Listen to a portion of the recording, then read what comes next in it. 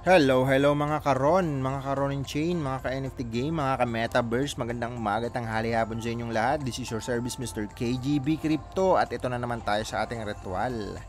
Today is Saturday, April 20, 1:49 ng madaling araw. At ayun na nga, yung kalahati linagay na natin sa staking at yung kalahati ibibili natin ng RON token. Dating gawi, lagi naman ganun, araw-araw. Siyempre absent tayo ng isang araw kaya ito medyo lumaki. Lipat lang natin yan sa AXS guys. Tapos ilipat natin sa RON. Then gawin natin max, papalitan lang natin siya. Meron tayo 93 RON. Yan. Pili natin yung free. At habang naghihintay tayo dyan, syempre claim muna natin staking dito para makadagdag sa ating stake. Ayan. So meron tayong 493. $15 din yan. Pera pa din.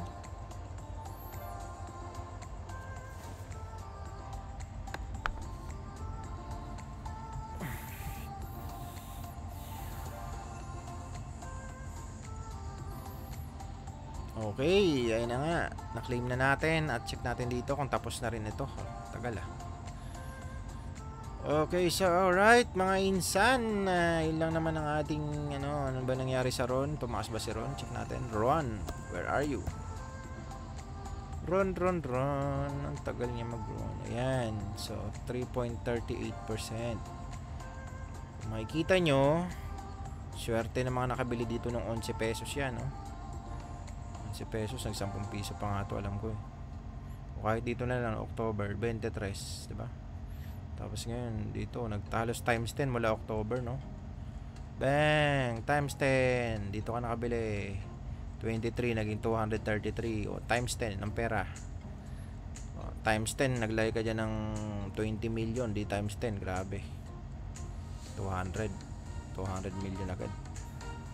Pwede nang hintay na lang ulit after 4 years. Okay. Saan na ba tayo? Check natin dito guys. Ang tagal niya.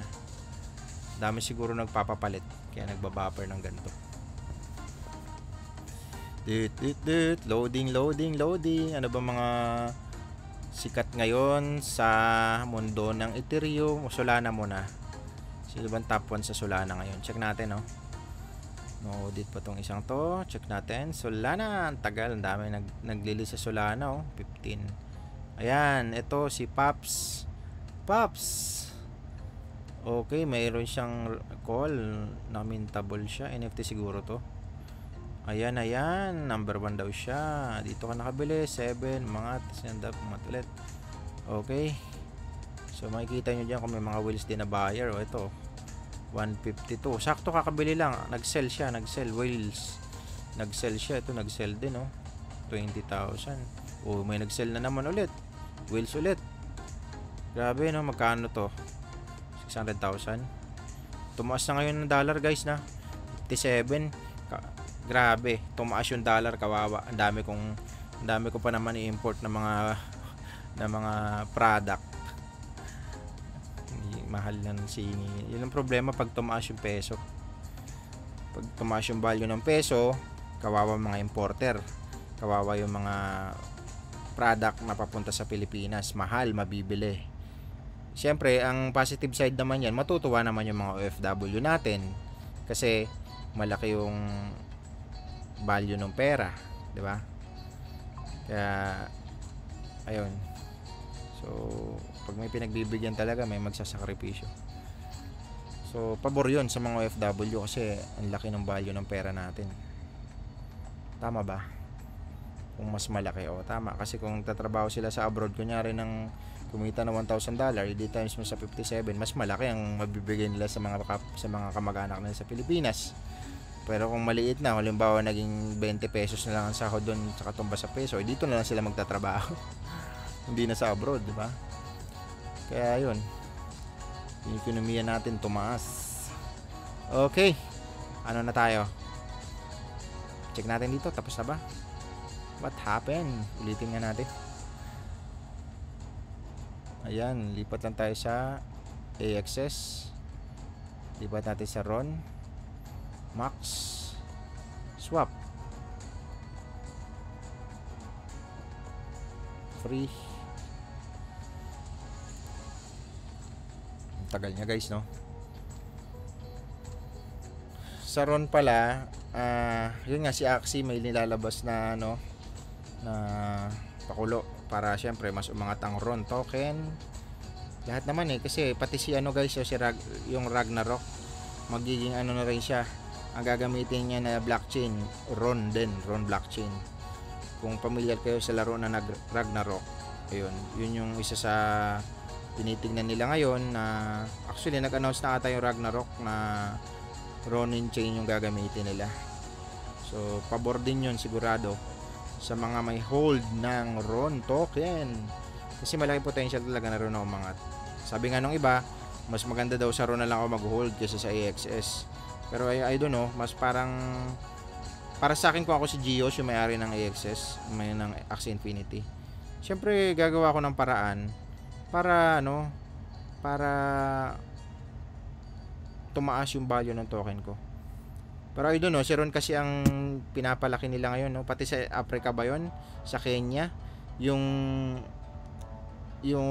tawag dito, yung kambing pinalit ng RON gamit lang yung wallet. Nung nakaraan, manok so parang yung isang tao may hawak ng manok, iscan niya yung QR code, napunta dun yung 1 RON sa may-ari ng manok.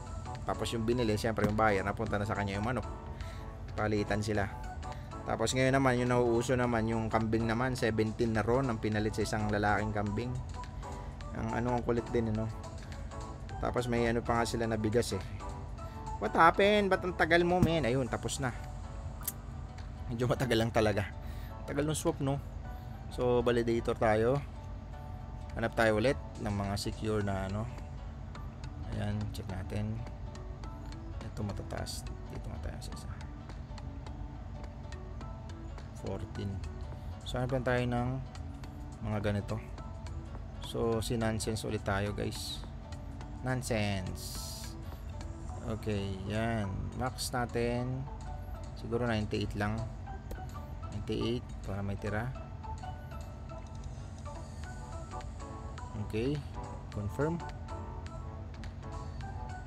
Nasa 1.6 yung ano natin dito, no? 1.2 million nata pesos ang na-stake natin. Siyempre magda-add pa yung 90. Mag-add pa dyan yung 90. 65.59, check natin, no? 65.59, napaka-boring mo naman ngayon, Mr. KJB. Anto ka na. 65.49, yun, 1.2 plus yung 90, di ba? Hintayin natin, re-refresh natin to kung papasok na. 65.59, check natin, ha. Yun 65. So ayan, pumasok na. 6657 na, guys. 6657. Ayan, 6657, 1.2 pa rin. So ayun lang ang ating video for today. Again, shoutout po sa ating mga subscriber. Wala naman nag-comment about sa RON.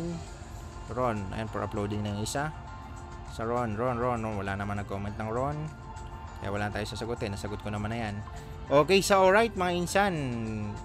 Siyempre, i-follow nyo si Mr. KJB Crypto para lagi kayong updated. Panoorin nyo yung iba kong video. Pakinggan nyo lang habang tumatae. Sabi ng isang, Sir, habang nasa CR ako, pinapakinggan ko yung video mo. Kaya madami daw siyang natututunan. Salamat po. Salamat. Kahit papano. Tanong lang kayo about business. Sangkat alam ko naman yan. Sagutin natin yan. Marami tayong experience yan sa mga business na yan.